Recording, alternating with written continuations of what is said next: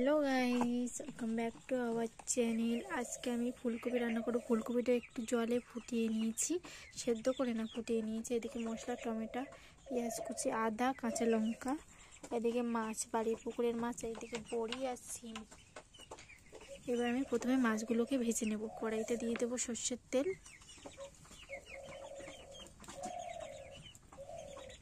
মাছগুলো ভেজে নিয়েছি, এবার ফুলকপিটা ভালো করে ভেজে নেব।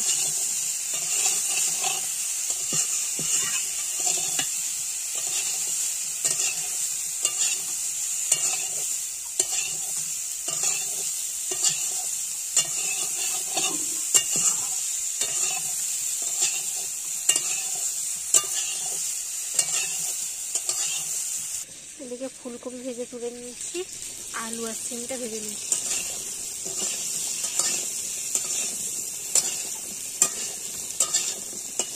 এদিকে ভাত হয়ে যাচ্ছে,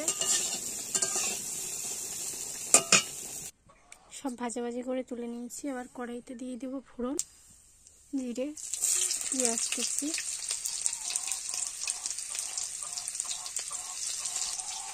আদা আর কাঁচা লঙ্কা বাটা দেব।